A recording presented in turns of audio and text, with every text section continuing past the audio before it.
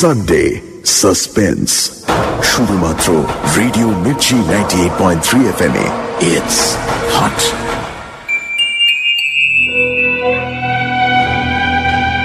বাংলা সাহিত্যের রোমাঞ্চকর কিছু গল্প দিয়ে সাজানো আমাদের এই বিশেষ নিবেদন সানডে সাসপেন্স। আজ আপনার জন্য তারাপদ রায়ের লেখা চাঁদুবাবু। তারাপদ রায়ের জন্ম 1936 সালে, মৃত্যু 2007 সালে। কবিতা, ছোট গল্প এবং রম্য রচনার জন্য তিনি বিখ্যাত। ছোটদের জন্য লিখে গেছেন অনেক মজার গল্প। এই গল্পটি আমরা নিয়েছি পত্রভারতী থেকে প্রকাশিত ভয়ের গল্প 51 এই বইটি থেকে। প্রধান চরিত্রে কাশীনাথ এবং আগন্তুক। গল্প পাঠে মীর, গল্পের সূত্রধার দীপ। শুরু হচ্ছে চাঁদুবাবু।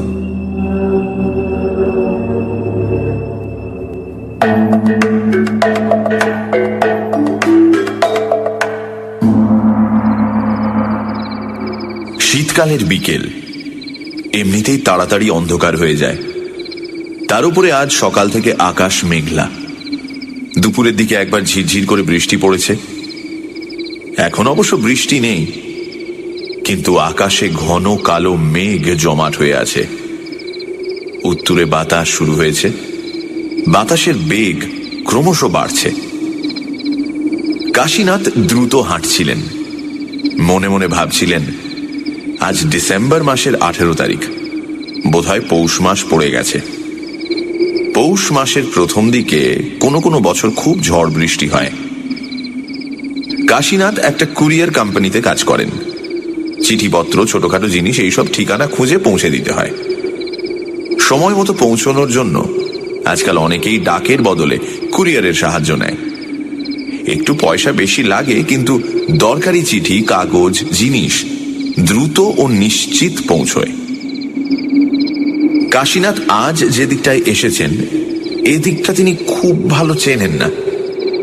এই অঞ্চলের জন্য কুরিয়ার কোম্পানির আলাদা লোক আছে, কিন্তু কাশীনাথের সেই সহকর্মী অনুপস্থিত থাকায় তার ওপরওয়ালা তাকে অনুরোধ করেছেন এই একটা চিঠি যেন তিনি আজকের মধ্যেই পৌঁছে দেন, খুব জরুরি। দমদমের পূর্ব দিকটা খুব ফাঁকা ফাঁকা। আগে তো লোকজন কিছুই ছিল না। এখন অবশ্য এদিক ওদিক 2-4 ঘর মানুষ, কিছু নতুন বসতি দেখা যায়। পুরনো বাড়িঘর যা ছিল তার অধিকাংশই বাগান বাড়ি, কোথাও কোথাও মাছের ভেড়ি, গদি ঘর আর 2-1টা কুঁড়ে ঘর। আজকাল অবশ্য এদিকে ইলেকট্রিক, টেলিফোন সবই এসেছে। মধ্যে মধ্যে হঠাৎ হঠাৎ কয়েকটা উঁচু ফ্ল্যাট বাড়ি কিংবা আলো ঝলমল কারখানা কেমন বেমানান দেখায়। এইসব ভাবতে ভাবতে কাশীনাথ পিচের রাস্তা পেরিয়ে ভাঙা ইটের রাস্তায় বেশ কিছু দূর চলে এসেছেন। তার গন্তব্য চাঁদু রায়ের বাড়ি, 13 কবরখানা রোড। ঠিকানায় এরকমই লেখা আছে, তবে ব্র্যাকেটে লেখা আছে পূর্ব ঘুঘুডাঙ্গার 2 মাইল উত্তরে। ঠিকানায় 13 নম্বর এবং কবরখানা। এই রকম দুটো অশুভ ব্যাপার দেখে প্রথম থেকেই কাশীনাথের মনটা কেমন খুঁত খুঁত করছিল। তার উপরে ইতিমধ্যেই আকাশ রীতিমতো অন্ধকার হয়ে এসেছে। হঠাৎ জোর দমকা হাওয়া, সেই সঙ্গে বরফের মতো ঠান্ডা শীতের বৃষ্টি তোড়ে ধেয়ে এলো। একটা মোটা খদ্দরের পুরনো চাদর আছে কাশীনাথের। সেটা নিয়ে কোনো রকমে মাথা ঢেকে তাড়াতাড়ি হাঁটতে হাঁটতে তিনি চারদিকে তাকাতে লাগলেন। চারদিকে এবড়ো খেবড়ো মাঠ, বাড়িঘর বিশেষ দেখা যায় না। মাঠের মধ্যে অনেক দেওয়াল উঠেছে, বোধহয় ভবিষ্যতে হাউজিং হবে। মাইল খানেক আগে রাস্তার মোড়ে একটা ঝুপড়ি চায়ের দোকানে দাঁড়িয়ে এক ভাঁড় চা খেতে খেতে তিনি খবর নিয়ে শুনেছিলেন এটাই কবরখানা রোড। তার ধারণা ছিল 13 নম্বর বাড়ি খুব কাছেই কোথাও হবে, কিন্তু এত দূর পেরিয়ে এসেও এখনো 5-7টা বাড়িও কাশীনাথের নজরে পড়েনি। কাশি আশা করছেন সামনেই হয়তো কোথাও কিছু বসত বাড়ি আছে, তার মধ্যে কোথাও 13 নম্বর থাকবে। তার কারণ বিদ্যুতের আলোয় তিনি দেখতে পাচ্ছিলেন দূরে নতুন গাছের সারি, মানে সেখানে বোধহয় ভেড়ির বাঁধ আছে এবং এই রাস্তা সেখানে শেষ। সুতরাং 13 নম্বর বাড়িটা হয়তো দূরে নয়। মাছের আঁশটে গন্ধ বাতাসে পাওয়া যাচ্ছে। এই ঝড় বৃষ্টির মধ্যে মাছের ভেড়ি পর্যন্ত পৌঁছতে পারলে অন্তত মাথা গোঁজার একটা ঠাঁই হবে। কিন্তু ঝড় বৃষ্টি জোর বেগে এসেছে। এদিকে পায়ের নিচে এঁটেল মাটি, তাড়াতাড়ি হাঁটা যায় না। রাস্তায় দূরে দূরে দু একটা আলো জ্বলতে দেখা যাচ্ছিল। বোধহয় লোডশেডিং হয়েছে কিংবা বিদ্যুতের তার ছিঁড়ে গেছে। চারদিক নিঝুম অন্ধকার। কাশীনাথ নিজেকে কেমন অসহায় বিপর্যস্ত বোধ করতে লাগলেন। গভীর ঠান্ডা শরীরের অন্তঃস্থলে প্রবেশ করছে। তাড়াতাড়ি হাঁটতে গেলে পা পিছলে যাচ্ছে। অন্তত একটা ছাতা থাকলে কিছুটা উপায় ছিল, কিন্তু এই হাওয়ায় ছাতা সামলানো দায় ছিল। সে যা হোক, এই সময়ে একটা প্রচন্ড বিদ্যুৎ ঝলকে কাশীনাথের চোখে পড়ল ডান দিকে রাস্তার অদূরে একটি পুরনো ভাঙা বাড়ি। অন্ধকারের মধ্যে একটু লক্ষ্য করতেই দেখতে পেলেন ভাঙা বাড়ির মধ্যে কোথাও একটা আলো জ্বলছে। বোধহয় কাঁচের জানলা আছে। সেই জানলা দিয়ে অতি ক্ষীণ আলো দেখা যাচ্ছে। কোনো কিছু না ভেবে এক দৌড়ে কাশীনাথ সেই বাড়ির সামনের বারান্দায় গিয়ে উঠলেন। পুরনো একটা কোঠা বাড়ি, সামনে পুরনো আমলের মতো চওড়া বারান্দা। বারান্দায় উঠে কাশীনাথ কিছুটা স্বস্তি পেলেন। সামনেই একটা ঘর, তাতে কোনো লোকজন আছে বলে মনে হচ্ছে না, তবে একটা খোলা দরজা দিয়ে একটু আলো দেখা যাচ্ছে। বোধহয় ঘরের কোথাও একটা লণ্ঠন জ্বলছে।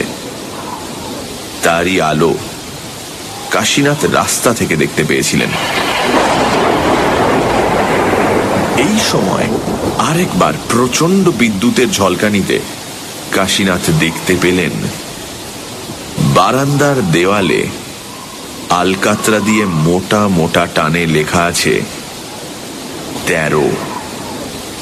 নিজের ভাগ্যকে এতক্ষণ দুষছিলেন কাশীনাথ।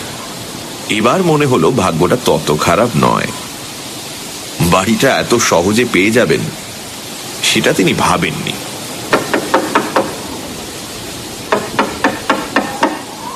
দুবার দরজায় ঠকঠক করে কোনো সাড়া না পেয়ে কাশীনাথ খোলা দরজা দিয়ে ঘরে ঢুকে গেলেন। ঘরের এক কোণে একটা লণ্ঠন জ্বলছে। ঘরের ভেতর কতগুলো ভাঙা তক্তাপোষ, চেয়ার, টেবিল, কয়েকটা পুরনো আলমারি ভর্তি বই। কাশীনাথ ঘরে ঢুকতেই হঠাৎ ভেতরের দিক থেকে এক ব্যক্তির আবির্ভাব হলো। লোকটাকে দেখে কেমন খটকা লাগলো কাশীনাথের। লোকটা যেন হাঁটছে না, কেউ তাকে হাঁটাচ্ছে। যেমন যেমন পুতুল নাচে পুতুলকে নাচায়। মরা মাছের মতো চোখ।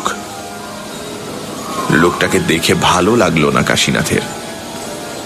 তাড়াতাড়ি চিঠিটা দিয়ে যত তাড়াতাড়ি এখান থেকে বেরিয়ে পড়া যায় ততই ভালো। কিন্তু বাইরেও তো ভীষণ দুর্যোগ। চিঠিটা ঝোলা থেকে বার করে আগন্তুকের দিকে এগিয়ে দিতে আগন্তুক কাশীনাথকে জিজ্ঞেস করল, কার চিঠি?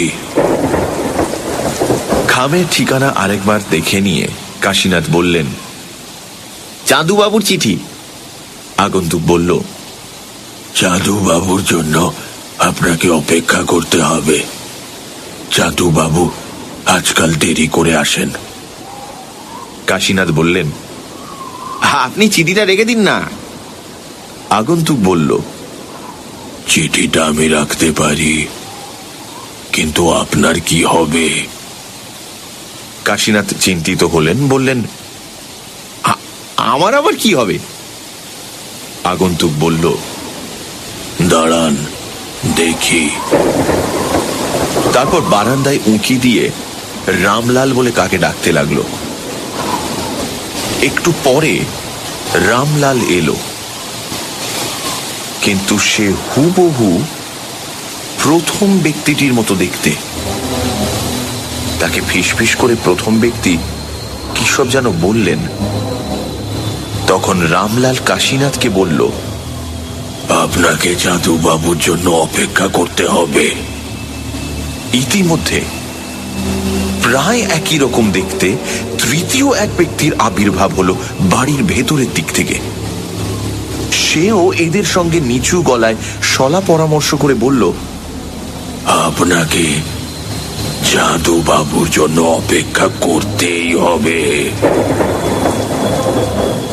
এইভাবে চতুর্থ, পঞ্চম, ষষ্ঠ একজন একজন করে ঘরে এলো, আর ঘর তাতে প্রায় ভরে গেল। সকলেই একই রকম সলা পরামর্শ করে, তারপর বলে যায় এক কথা, চাঁদু বাবুর জন্য অপেক্ষা করতেই হবে, চাঁদু বাবুর জন্য অপেক্ষা করতেই হবে, চাঁদু বাবুর জন্য অপেক্ষা করতেই হবে। যতবারই একজন ঢোকে কাশীনাথ ভাবেন এই বুঝি চাঁদুবাবু, কিন্তু তা নয়। এদিকে বাইরে বৃষ্টি ধরে এসেছে, দূরে কাছে দু একটা ইলেকট্রিক আলো জ্বলে উঠেছে, অর্থাৎ বিদ্যুৎ ফিরে এসেছে। তবে এ বাড়িতে কিন্তু বিদ্যুৎ নেই। তা না থাক, যথেষ্ট হয়েছে। কাশীনাথ আর অপেক্ষা করবেন না, এখান থেকে বেরিয়ে যেতেই হবে। খুবই ভয়াবহ পরিবেশ। মনে মনে সব ব্যাপারটা ভেবে নিয়ে কাশীনাথ এদের বললেন, দেখুন, আপনাদের ওই চাঁদুবাবুর জন্য আমি আমি আর অপেক্ষা করতে পারবো না। এই রইল চাঁদুবাবু চিঠি। সামনের একটা ভাঙা টেবিলের ওপর চিঠিটা রেখে কাশীনাথ বেরোচ্ছিলেন, এমন সময় বাইরে জলে ডোবা মাঠে শব্দ শোনা গেল। ছপ ছপ করে হেঁটে কে যেন আসছে। ঘরের সবাই প্রায় সমস্বরে চেঁচিয়ে উঠল, যাচ্ছেন কোথায় মশাই? পায়ের শব্দ পাওয়া যাচ্ছে। ওই তো চাঁদু বাবু এসে গেছে। যাচ্ছেন কোথায়? পায়ের কোথায় মশাই? পায়ের শব্দ পাওয়া যাচ্ছে। ওই তো চাঁদু বাবু এসে গেছে। ওই তো কোথায় মশাই? পায়ের শব্দ পাওয়া যাচ্ছে। ওই তো চাঁদু বাবু এসে গেছে। ঠিক তখনই লণ্ঠনটা যেদিকে জ্বলছে সেই দেয়ালে একটা বড় ফটোর দিকে চোখ পড়ল কাশীনাথের। একজন মধ্যবয়সী মোটাসোটা মানুষের আবক্ষ ছবি। ছবির নিচে লেখা, চাঁদুবাবু, জন্ম 7ই বৈশাখ 1350, মৃত্যু 1 পৌষ 1406। সঙ্গে সঙ্গে কাশীনাথের মনে হলো, সর্বনাশ, আজকেই তো 1 পৌষ। তার মানে 3 বছর হলো চাঁদুবাবু মারা গেছেন। এক মুহূর্ত দেরি না করে ঝড়ের বেগে ঘর থেকে বেরিয়ে বারান্দা এক লাফে ডিঙিয়ে বৃষ্টির মধ্যে সামনের মাঠ ধরে ছুটতে লাগলেন কাশীনাথ। সে ছোটার বিরাম নেই।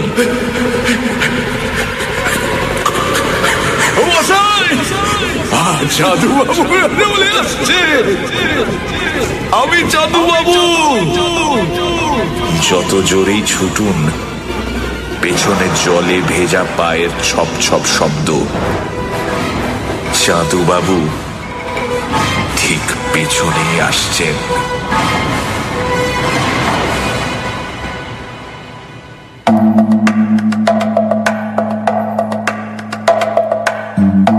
শুনছিলেন চাঁদুবাবু, রচনা তারাপদ রায়, গল্প পাঠে মীর, গল্পের সূত্রধার দীপ, শব্দগ্রহণ, আবহ সঙ্গীত এবং স্পেশাল এফেক্টসে রিচার্ড, পরিকল্পনা ও পরিচালনায় ইন্দ্রাণী। রেডিও মির্চির তরফ থেকে আন্তরিক ধন্যবাদ পত্র ভারতীর শ্রী ত্রিদীপ কুমার চট্টোপাধ্যায়কে আমাদের পাশে থাকার জন্য। আগামী সপ্তাহে ঠিক এই সময় আরো একটি রোমাঞ্চকর গল্প নিয়ে হাজির হবে সানডে সাসপেন্স।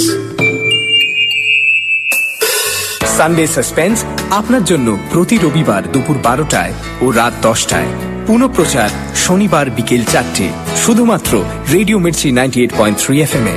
It's hot.